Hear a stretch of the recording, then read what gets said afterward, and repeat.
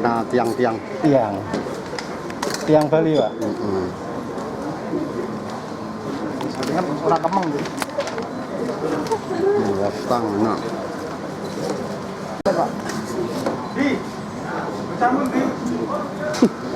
Jamu di tersangka.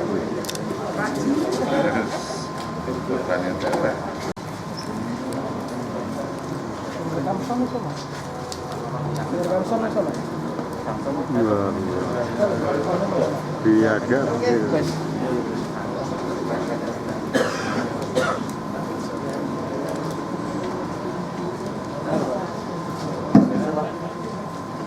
Bismillahirrahmanirrahim.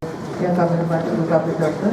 Mundur ya. Ya, Pada pagi hari ini akan dilaksanakan konferensi pers terkait yaitu pada pembuatan kasus dengan sengaja menghilangkan jiwa orang lain. Ya, yang dimana LP B1 2022.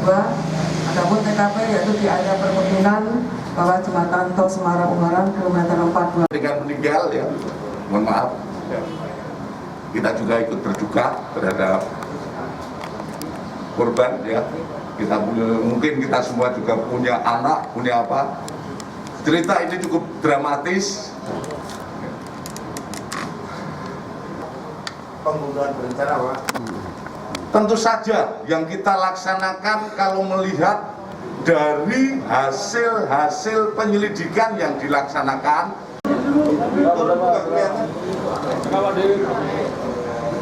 Kanan Bu Dokter, kanan.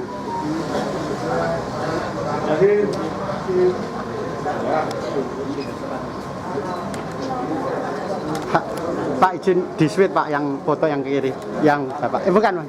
Nah ya, biar foto sama foto. Yang ini di kiri Bapak. Yang foto di kan. Nah, gitu, foto sama foto. Nah, siap. Terima kasih. Akhir kata, wassalamualaikum warahmatullahi wabarakatuh. Waalaikumsalam.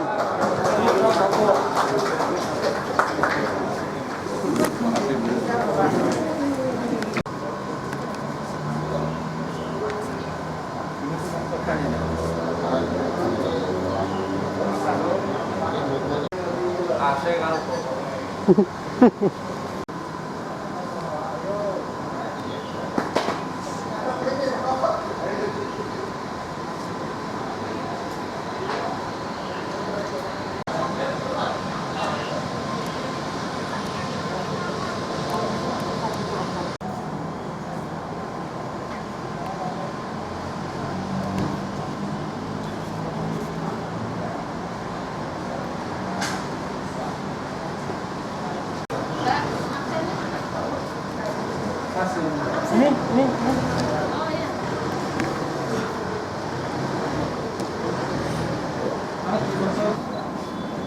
Pertama-tama kami keluarga besar Direktorat Reserse Kriminal Umum dan juga Polda Jawa Tengah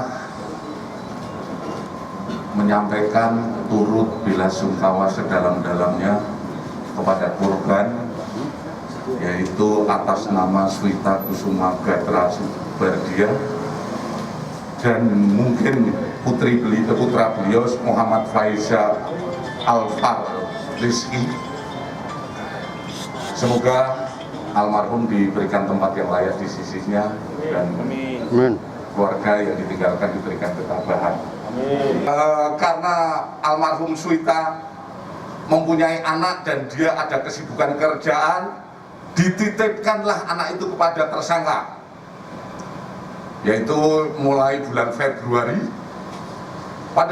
Kemudian selama dalam penguasaan ataupun ikut tersangka, korban atas nama Muhammad Faiza sering dianiaya dan tidak diberikan makan. Setelah itu dia mendapatkan korban meninggal, kemudian dibuang. Adapun cara pembuangannya, kenapa memilih 426? Itu dilaksanakan pertama dengan mencari melalui Google Map di seputaran kilometer 426 yang jauh dari pemukiman. Dia memilih ke situ. Itu terjadi pada tanggal 20 Februari 22. 20 Februari 22. Kemudian karena saudari Swita terus mendesak, kepingin melihat anaknya, berjanjilah mereka untuk bertemu di Semarang pada bulan Maret, tanggal 7 Maret. Ya. Tanggal 7 Maret mereka bertemu, kemudian korban Swita diajak ke hotel karena terus ditanya anaknya, tersangka menghabisi korban. Setelah korban dihabisi, dimasukkan dalam sarung, diikat kakinya, dinaikkan mobil, dibawa ke kilometer 425. Memilih tempat itu karena yang bersangkutan merasa karena korban yang pertama tidak diketahui, dia berharap di tempat itu tidak diketahui dan aman. Ini kronologis yang dilaksanakan. Dari kejadian tersebut kita dapat menyimpulkan bahwa pertama motif yang dilakukan tersangka adalah tersangka pertama. Kami ulang lagi bahwa pada saat di hotel dia juga cemburu, ya. Dia cemburu karena korban waktu ketemu di Semarang berlambe-lambe tangan dengan seseorang, dan kemudian tersangka menanyakan siapa itu. Ini yang hasil pemeriksaan sementara. Jadi untuk motifnya dapat kita sampaikan bahwa korban cemburu yang dibandingkan dengan laki-laki lain. Kemudian tersangka ketakutan adanya ditanya mengenai keberadaan anaknya. Itu motif yang pertama.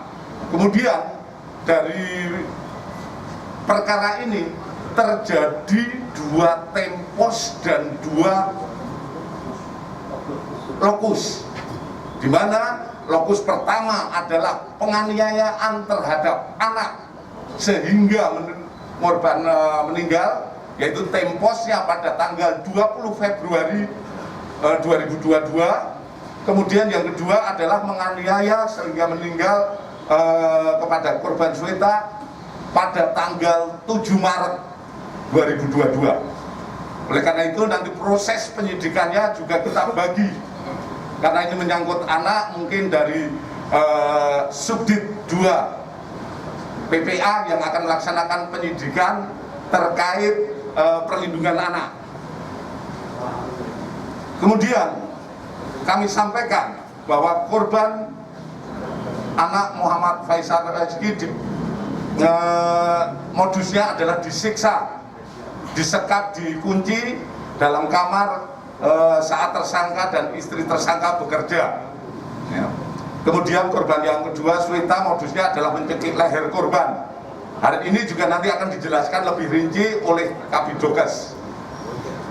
Kemudian pasal yang disangkakan kepada yang bersangkutan adalah pasal 338 KUHP dengan ancaman 15 tahun.